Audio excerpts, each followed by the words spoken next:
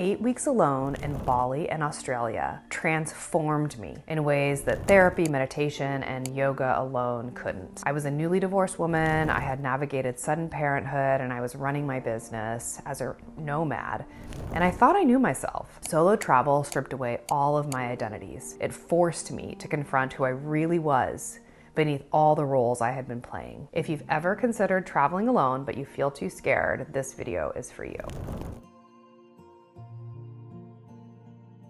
We imagine solo travel as glamorous, Instagram moments, but the truth is messier and much more profound. My first solo trip included airlines mixing up my flights 3 different times. It took me 3 times longer to come home from Australia than it should have.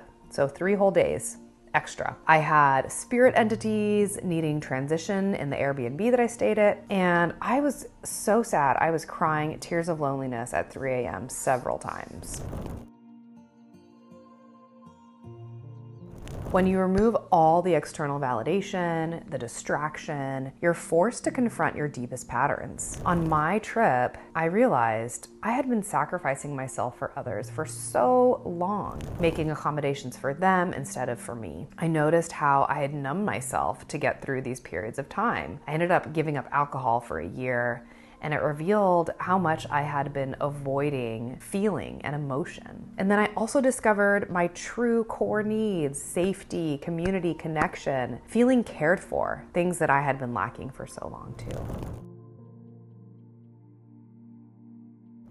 In Bali, I recovered parts of my soul, a very special technique what shamans call soul loss. These are the parts of us that disconnect during a trauma, whether it's a positive or a negative trauma. There, I was open and ready to receive these soul parts back to me. They had escaped, and they did not feel safe enough to come back. But I was in a state where I was able to reconnect with my soul in a new and empowered and healthy way. And I confronted that fear of being alone.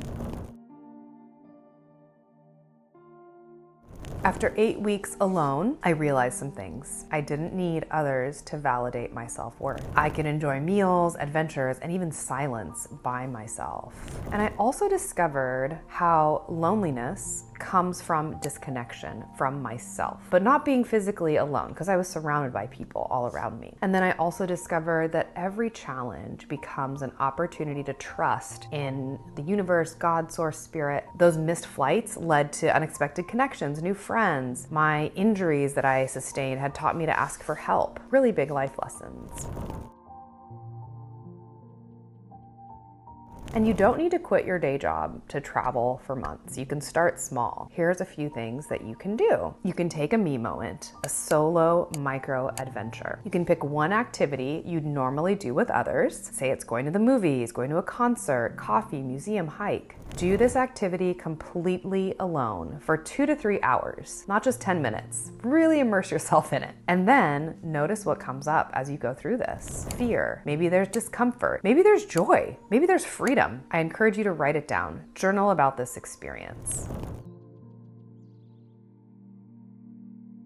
It's not about the destination. It's about creating space to slow down for your soul to speak. As I write in my upcoming book, being so far from my LA community allowed me to listen and to accept the human innate desire for connection, for interdependence, and being cared for as much as I care for others. Solo travel isn't an escape. It's an invitation to come home to yourself. When I returned from my journey abroad, after being months on my own, I had the courage to call my mother after years of silence to set boundaries for myself in this unhealthy and toxic relationship. I also fully embraced my spiritual talents and skills. You don't need to travel far to begin this journey. Start today. Create space for yourself. Even if it's just 30 minutes alone in meditation, with your journal, on a walk, so beneficial. As I've learned, it all begins with you.